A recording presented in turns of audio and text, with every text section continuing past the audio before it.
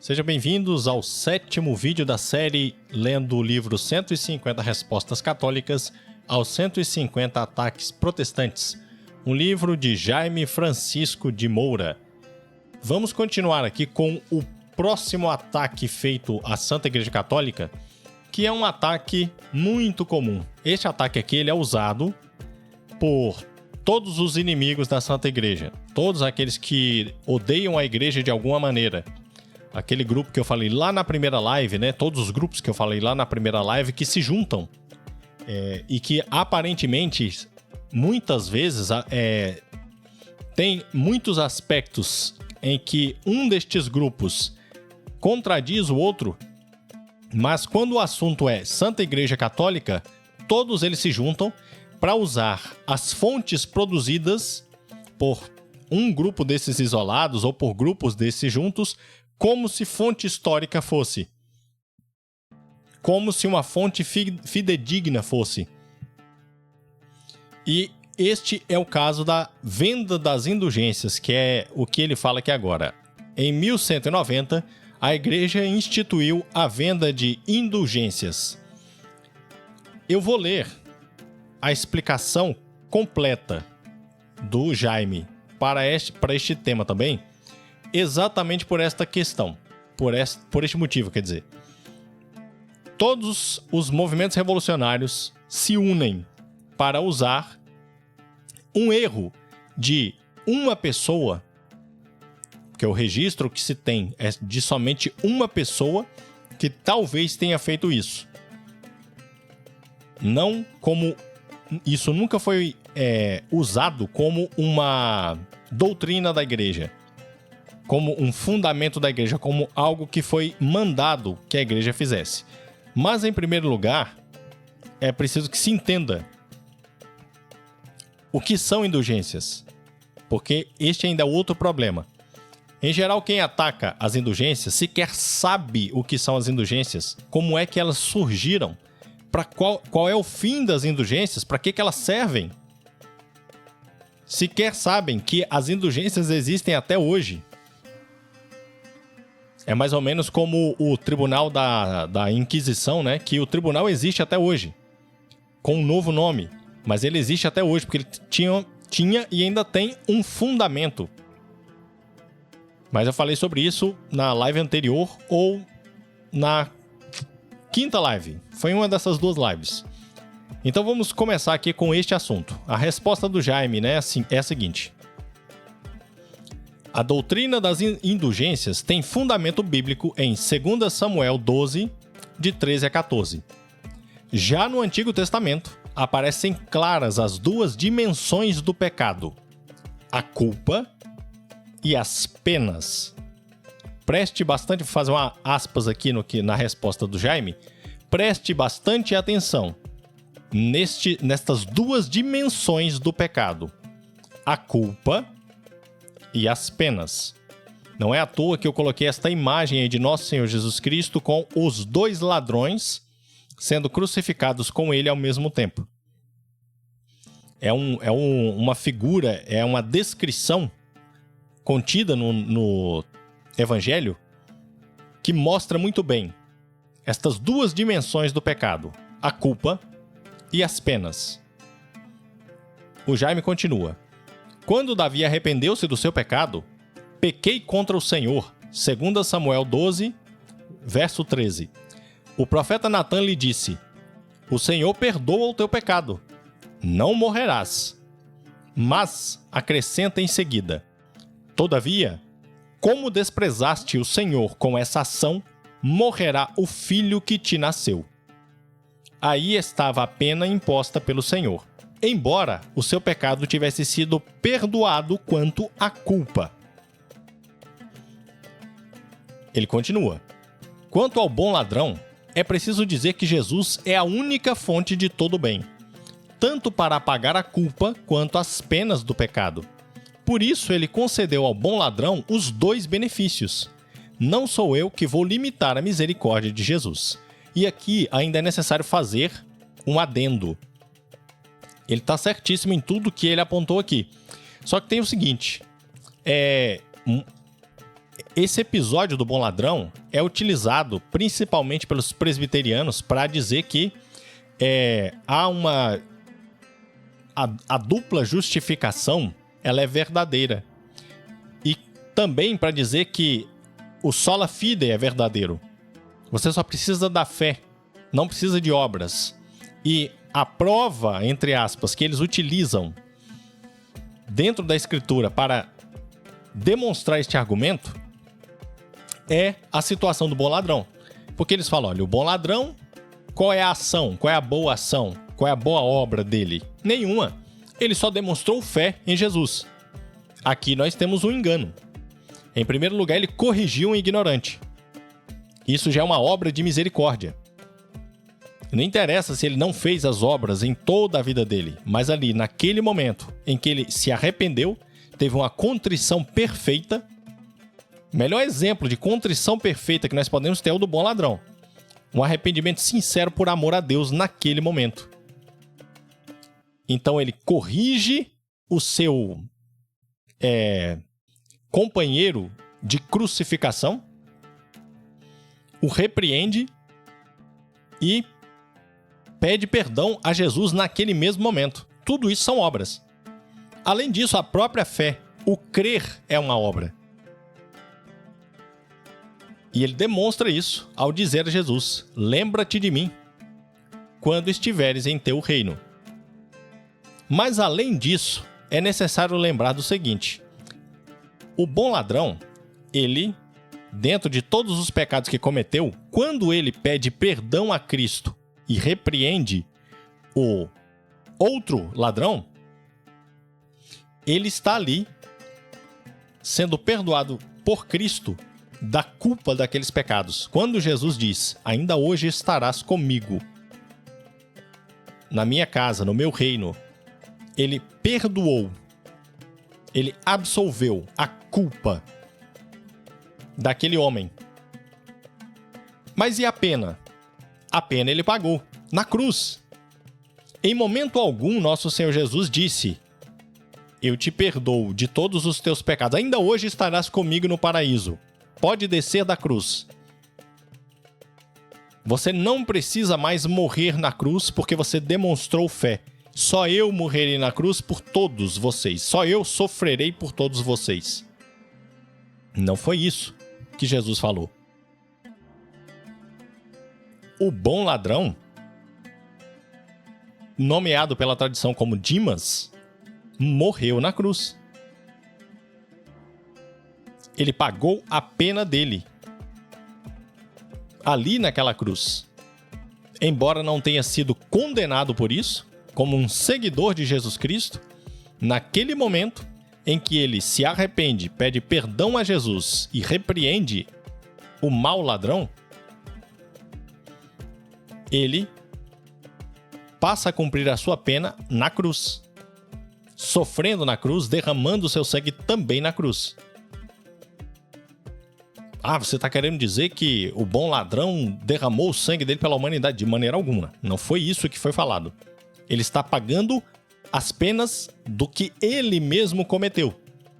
Embora já tivesse sido perdoado por nosso Senhor Jesus Cristo da culpa do pecado. Percebe? É a mesma coisa. Hoje nós temos também, já foi falado em outros vídeos, né, sobre o purgatório. Acredito que ele volte a abordar sobre isso neste livro ainda. E o purgatório é a mesmíssima coisa. O purgatório foi criado por Deus em mais um ato de misericórdia. Nós cometemos os nossos pecados aqui neste mundo, muitas vezes pecados assim gigantescos, e o nosso Senhor na confissão, usando os seus sacerdotes, nos perdoa da culpa de todos os nossos pecados. Inclusive, esta é a grande beleza do batismo, né? As crianças ali são batizadas e elas entram na comunhão com Cristo. Mas adolescentes e adultos que são batizados, além disso, eles também, naquele instante, são perdoados. Todos os pecados que eles cometeram são esquecidos por Deus. É uma vida nova de fato. O batismo no Espírito Santo é uma vida nova. Mas, de todo modo, nós somos perdoados por Jesus pela culpa dos nossos pecados quando nós participamos da confissão. Mas espera aí, os nossos pecados têm consequências. E nós teremos que pagar as penas destes pecados. Seja nesta vida, seja na próxima vida. Como o próprio Jesus disse, pagar até o último centavo. Dali não sairás enquanto não pagares o último centavo. Este é o purgatório, é a realidade do purgatório na Bíblia. Então é o mesmo caso. Tanto o que aconteceu com o bom ladrão, o que aconteceu com Davi no Antigo Testamento, quanto o que acontece com todos nós, aqueles que não conseguiram, com a graça de Deus, se santificar, porque não buscaram, né? A graça de Deus está disponível para todos, mas aqueles que não buscaram se santificar, serem santificados ainda nesta vida, para ir direto, para estar na presença de Deus direto, aqueles que não conseguiram, não se esforçaram para isso, mas que se esforçaram de alguma maneira, seguiram os mandamentos, tentaram, de algum modo, ser santificados por Cristo, estes ainda pagarão suas penas no purgatório. Este é o fogo que São Paulo descreve, onde passarão o ouro, a prata, a palha, e cada um será testado de acordo com a sua qualidade, o seu material. Há aqueles que vão, todos serão salvos, mas aqueles que resistem mais ao fogo. Você tem níveis e graus diferentes. As pessoas passam tempos diferentes para cumprir essas penas. Nós aqui, como irmãos deles, porque a igreja é uma só, a igreja padecente aqui está no purgatório.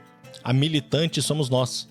Nós podemos orar por eles, pedindo a Deus para que este tempo de pena, estas penas que eles estão pagando sejam reduzidas. E nesta toada entram as indulgências. E aí é onde ele continua. Leia ainda em Números 20, verso 12, Números 27, verso 13 e 14, 1 Coríntios 11, verso 31 e 32. As indulgências são boas obras que devem ser praticadas com profundo amor a Deus e total repúdio do pecado já absolvido pelo sacramento da penitência, a fim de que o amor a Deus seja excitado, assim excitado, apague os resquícios do pecado que costumam permanecer no cristão, mesmo após a absolvição sacramental. Perdão. Então, observemos bem. Este é o fundamento das indulgências. Percebe? O pecado tem duas esferas: a culpa e as penas, como explicado no início. Na confissão, este foi o sacramento que o nosso Senhor Jesus deixou para que nós permaneçamos em graça. Toda vez que pecamos, nós vamos à confissão, pedimos perdão e pedimos a força para Jesus e nos comprometemos a não voltar a cometer aqueles pecados. Este também foi outro ato de misericórdia de Cristo, deixar para nós a confissão. Mas ainda tem as penas. E um outro ato de misericórdia de nosso Senhor Jesus Cristo foi deixar as indulgências. Porque a indulgência, quando feita, como dito aqui pelo Jaime, com profundo amor a Deus e total repúdio do pecado, estas indulgências são válidas para apagar as nossas penas. Então perceba o seguinte, vamos pegar aqui uma hipótese, né? O sujeito cometeu um pecado, ele vai à confissão, confessa aquele pecado, compromete-se a não mais cometê-lo, o padre o absolve. A culpa dele, assim como Jesus absolveu aquele ladrão na cruz, São Dimas, o padre também, por autoridade de Jesus, tem este poder. Ele absolve os seus pecados. Mas e as penas? No outro dia, isso, por exemplo, acontece no dia de finados, na semana de finados ali, você vai você vai participar de alguma obra da igreja que forneça indulgências para você. Então você vai lá e cumpre todos os requisitos com profundo amor a Deus e total repúdio do pecado. E aí, por exemplo, você acabou de sair da missa, é atropelado e morre. Você estava absolvido da sua culpa pela confissão, por nosso Senhor Jesus, através da confissão, e você estava sem qualquer pena a ser paga por causa da indulgência. Por causa desta ação de misericórdia de nosso Senhor, através da sua Santa Igreja, que define, assim como Ele determinou, o que ligares no céu será ligado, o que ligares na terra será ligado no céu, o que desligares na terra será desligado no céu. Então, Deus concede este poder a Pedro e seus sucessores. Então, eles têm o poder de determinar quais ações serão feitas para que uma indulgência se torne válida. É claro que são ações objetivas, mas o ser válido ou não, só Deus saberá. Por quê? Porque é preciso que se faça todas essas ações com profundo amor a Deus e total repúdio do pecado. Então, até conseguir uma indulgência é algo muito difícil. Muito difícil mesmo. O Jaime continua. O fiel católico que lucra uma indulgência pode aplicá-la às almas do purgatório ao modo de oração, isto é, pedindo a Deus que o amor ao Senhor existente naquelas almas acabe de eliminar qualquer vestígio de amor desregrado. Deve-se reconhecer que não é fácil ganhar indulgências, pois o apego ao pecado, ainda que leve, muitas vezes está profundamente arraigado no íntimo do cristão. Então percebe como isso é muito difícil? Então quando vem um acusador como este aqui, e basicamente 90% dos professores de história, sociologia, filosofia, os comunistas, os protestantes em geral, acusar a igreja de vender indulgências como se aquilo fosse garantia de salvação, nunca foi. A igreja nunca ensinou isso. Você pode ter tido algum frade ou algum mensageiro que deturpou a mensagem da igreja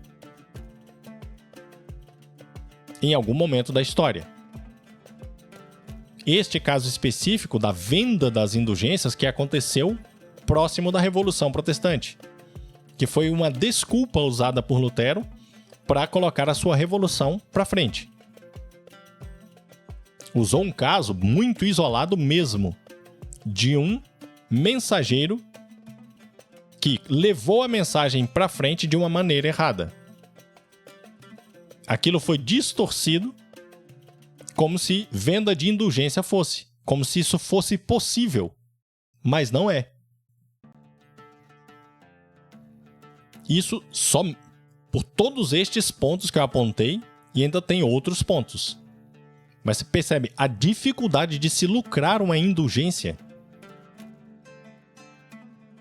E aqui ele fala, né, que você pode aplicá-la às almas do purgatório, mas também pode aplicar a si mesmo. Dependendo da ocasião. Na semana de finados, você tem que aplicar para alguma alma do purgatório. Ou deixar a cargo de Nossa Senhora, para que ela direcione aquilo que você mereceu, aquela indulgência que porventura você lucrou, que ela entregue da melhor maneira no purgatório. Porque você pode direcionar, né? Recebendo, lucrando em indulgência, você pode, olha, eu ofereço essa indulgência pela alma de fulano de tal. Sua avó, por exemplo, seu bisavô. E aquela pessoa estando no purgatório, por conta também de lucrar essa indulgência, Deus vendo todo o seu empenho, toda a sua dedicação e o amor que você tem por ele e por aquela pessoa que está quase na graça dele, mas que está neste processo de pagar as penas, ele anula essas penas, por assim dizer, de uma maneira que nós podemos entender, e leva aquela alma que estava no purgatório para a casa dele. Olha que bênção! Lucrar esta indulgência. Mas você pode também lucrar a indulgência por si mesmo. Para si mesmo. Para os seus pecados. Como foi aquele exemplo que eu dei do rapaz lá que se confessa e depois lucra a indulgência e por um acaso morre. Em seguida, né? Então é isso, mas é algo muito difícil. O Jaime continua. A esmola, implicando caridade ou amor a Deus e ao próximo, pode ser uma obra indulgenciada. E esse aspecto que deu origem à falsa interpretação de que se vendia e comprava o perdão dos pecados no século XVI. O tema das indulgências frequentemente suscita maus entendidos. Mas afinal, o que são indulgências?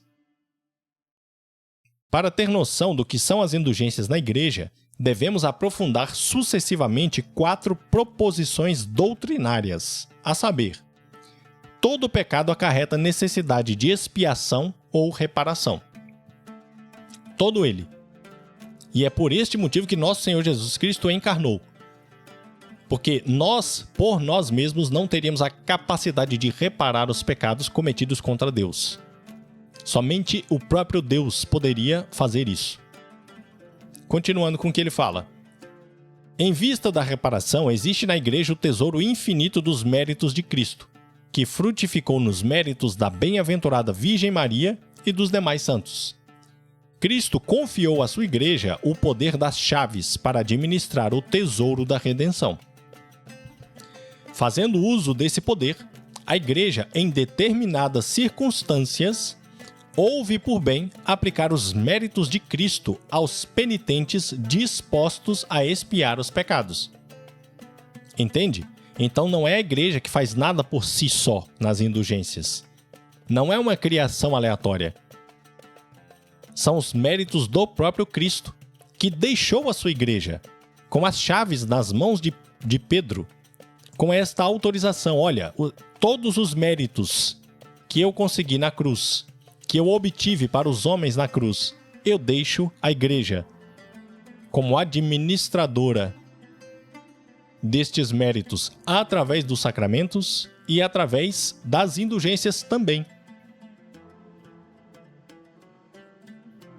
A Deus tem outros meios também para distribuir estes méritos? Eventualmente, pode ter. Mas com segurança que nós temos, com certeza, foi a Igreja que ele mesmo deixou. E por isso o Espírito Santo está ali, inspirando os bons sacerdotes dentro do nosso magistério por mais de 2000 anos de existência da Igreja. Apesar dos erros cometidos por um e por outro, ele sempre suscita, levanta bons sacerdotes para que a Igreja permaneça de pé. Ele continua. Deve-se observar também que a Igreja nunca vendeu o perdão dos pecados, nem vendeu indulgências. Mas, quando a Igreja indulgenciava a prática de esmolas, não intencionava dizer que o dinheiro produz efeitos mágicos, mas queria apenas provocar a caridade ou as disposições íntimas do cristão como fator de purificação interior. Não há dúvida, porém, de que os protestantes de hoje em dia e muitos fiéis cristãos dos séculos XV e XVI usaram de linguagem inadequada ou errônea ao falar de indulgências, foi o que deu origem aos protestos de Lutero e dos, entre aspas, reformadores. Na verdade, é muito difícil ganhar uma indulgência plenária. Quem, ao recitar breve prece indulgenciada ou ao fazer visita a um santuário, pode ter certeza de estar contrito dos seus pecados a ponto de não lhes ter mais o mínimo apego. O velho homem, mais ou menos arraigado em cada cristão, é caprichoso e sorrateiro. Para dominá-lo, é necessária frequente vigilância com o auxílio da graça.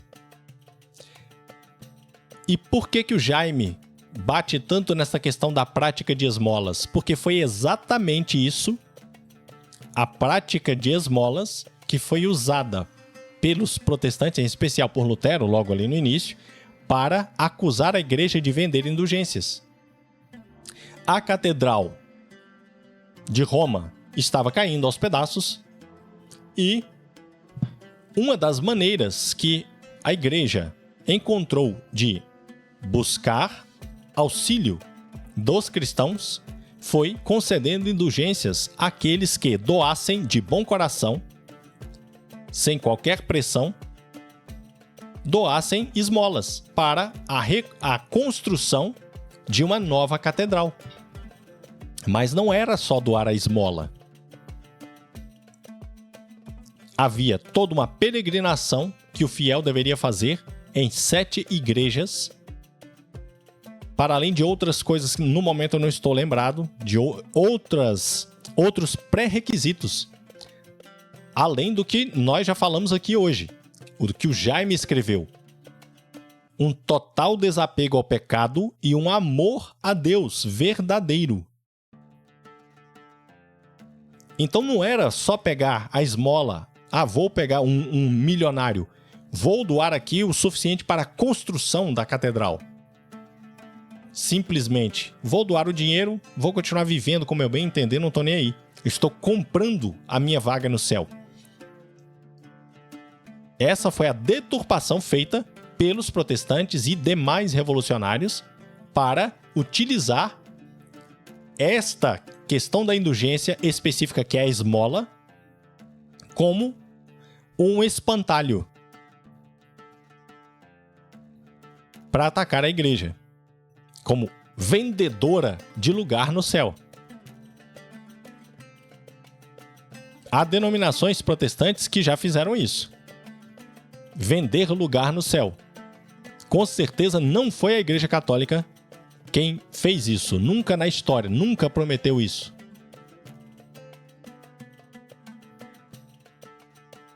Então percebe? As indulgências elas podem vir com condições diferenciadas. Na semana mesmo de finados, para se alcançar a indulgência, você tem que visitar cemitério. Você tem que visitar um cemitério. Orar pelas intenções do Papa. Percebe? São coisas simples, mas que têm um grande valor diante de Deus. Quando você tem desapego do pecado e você tem amor a Deus. Como já me disse, quem é que tem a certeza de ter conseguido isso? Nós católicos vamos tentando. A igreja nos concedeu esta graça, vamos tentando. Vamos fazer, vamos atrás das condições, vamos nos confessar, vamos buscar todas aquelas etapas, porque nós queremos estar na presença de Deus. E vamos nos agarrar a todas as possibilidades que Ele deixou para nós.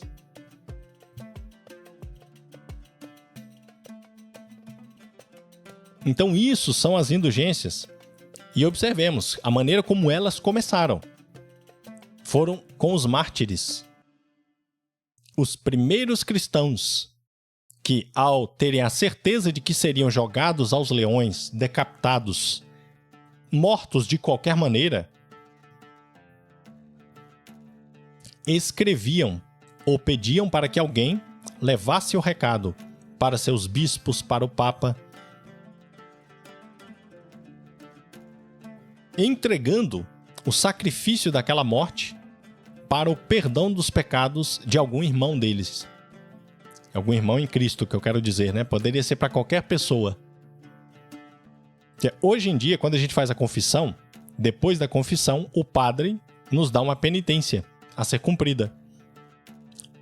Hoje em dia, comparado com as penitências desta época dos mártires, as penitências de hoje são muito brandas. O padre te dá uma penitência de rezar o terço nas intenções das almas do purgatório, etc, etc. Dependendo da quantidade de pecados, de quando foi a sua última confissão, ele vai te dar uma penitência. Rezar o terço é uma penitência muito leve. A época dos mártires, havia penitências enormes. O fiel tinha que assistir à missa, por exemplo, lá do fim da igreja, ou se humilhar publicamente de alguma forma. Depois de anos é que ele conseguia voltar à comunhão com Cristo. Estas eram as penas, embora eles já tivessem se confessado, sido perdoados pela culpa do pecado. As penas ainda estavam ali, eles estavam pagando essas penas e não podiam receber a comunhão. Então estes mártires, exatamente para amenizar o sofrimento destes irmãos e trazê-los de volta à graça, logo, imediatamente, a graça de Jesus Cristo, para que eles também pudessem alcançar a graça santificante e talvez até entregar-se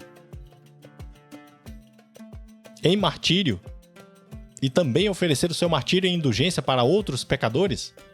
É por isso eles entregavam e pediam: olha, gostaria que fulano de tal fosse indulgenciado, fosse perdoado de suas penas e pudesse voltar à comunhão com a igreja. E assim era concedido. Depois ali da cruz de Nosso Senhor, com São Dimas, em que há este perdão das penas, nós temos os mártires dos primeiros séculos. Foram os primeiros a fazer essa indulgência de fato. Ao entregar o seu sofrimento para amenizar as penas dos irmãos, para trazê-los à graça. E essas eram indulgências certeiras, que hoje nós temos certeza de terem sido acolhidas. Por quê? Porque eram mártires. E o martírio era sinal de santidade. Só se entregava ao martírio aqueles que amavam muito a Jesus e não tinham apego ao pecado. Aqueles que sabiam que, ao anunciar que eram cristãos e bater o pé, não se curvar à estátua do imperador ou a qualquer outro deus falso, né, claro, mas não se curvar a qualquer outro ídolo, se quer fingir fazer isso, é um grande amor a Deus. E essa é a certeza que nos dá de que eram santos. Suas ações eram alimentadas pelo Espírito Santo. E o oferecimento deste sacrifício, nós temos certeza que estas indulgências foram entregues àquelas pessoas. Atualmente, com as indulgências atualmente, nós confiamos que estas ações que nós vamos atrás e buscamos serão consideradas por Cristo para apagar as penas dos nossos pecados. E pedimos ao Cristo que nos dê força para odiar o pecado e para amá-lo, que Ele nos ensine a amá-lo como Ele merece, porque por nossas próprias forças não conseguimos.